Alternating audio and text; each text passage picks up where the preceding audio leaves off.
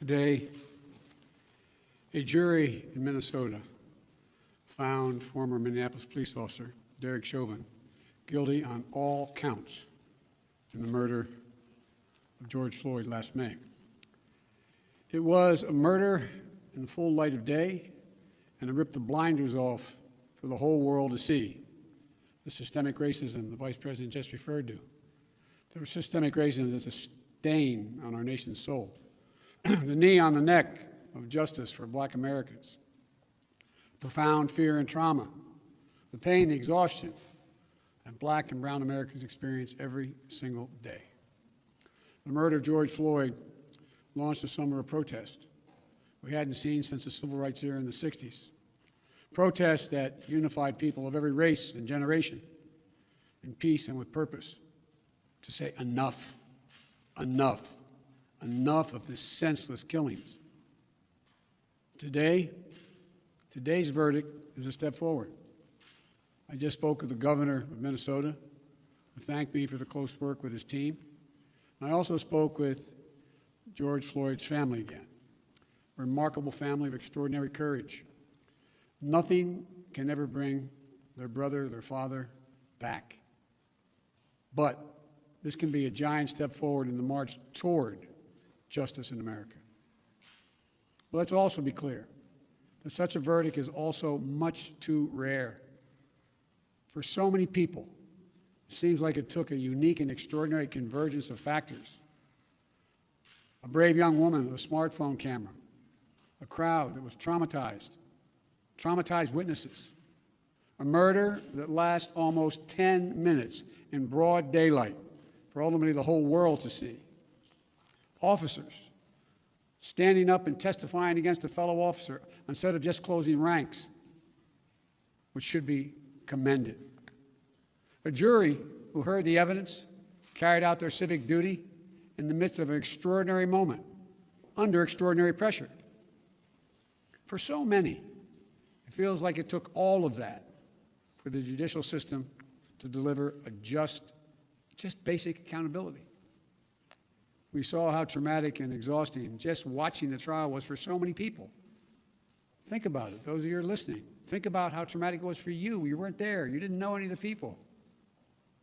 But it was difficult, especially for the witnesses who had to relive that day. It's a trauma. On top of the fear so many people of color live with every day when they go to sleep at night and pray for the safety of themselves and their loved ones. Again, as we saw in this trial from the fellow police officers who testified, most men and women who wear the badge serve their communities honorably. But those few who fail to meet that standard must be held accountable, and they were today. One was. No one should be above the law.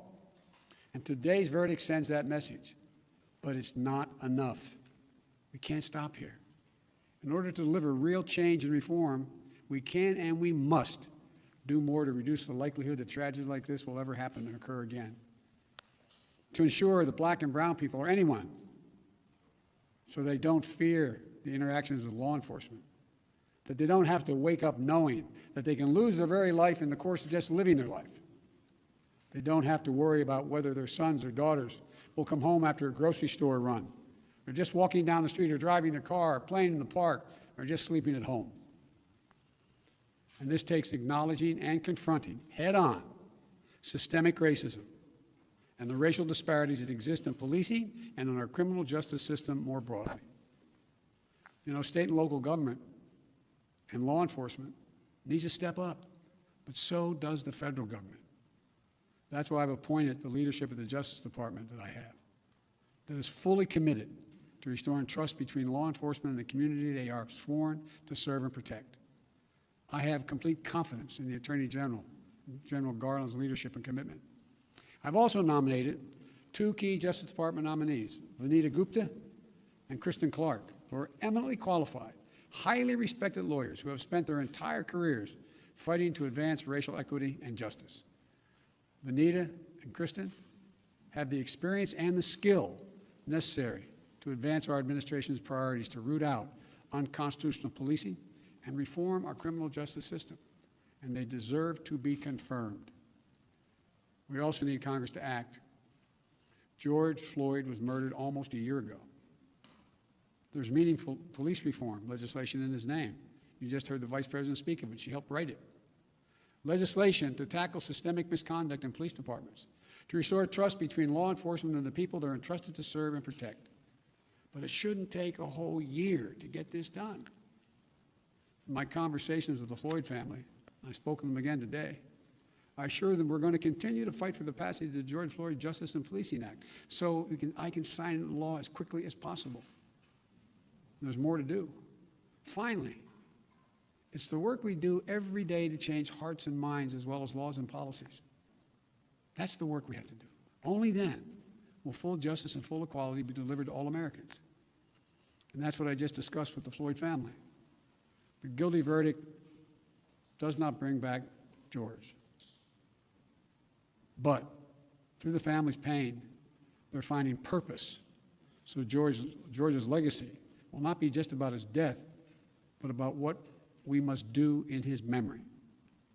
I also spoke to Gianna, George's young daughter, again. When I met her last year, I've said this before, at George's funeral, I told her how brave I thought she was. And I sort of knelt down to hold her hand. I said, Daddy's looking down on you, he's so proud. She said to me then, I'll never forget it, Daddy changed the world. And I told her this afternoon, Daddy did change the world. Let that be his legacy, a legacy of peace, not violence, of justice.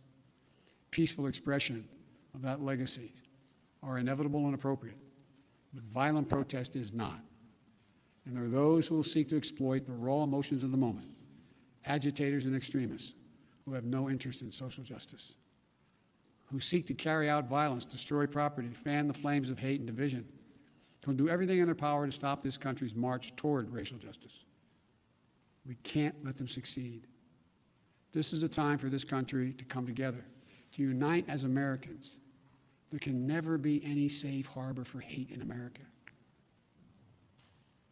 I've said it many times. The battle for soul of this nation has been a constant push and pull for more than 240 years. A tug of war between the American ideal that we're all created equal and the harsh reality that racism has long torn us apart. At our best, the American ideal wins out. So we can't leave this moment or look away thinking our work is done. We have to look at it, we have to look as we did for those 9 minutes and 29 seconds. We have to listen. I can't breathe. I can't breathe. Those are George Floyd's last words. We can't let those words die with him. We have to keep hearing those words. We must not turn away. We can't turn away. We have a chance to begin to change the trajectory in this country. It's my hope and prayer that we live up to the legacy. May God bless you, and may God bless George Floyd and his family. Thank you for taking the time to be here. This can be a moment of significant change. Thank you.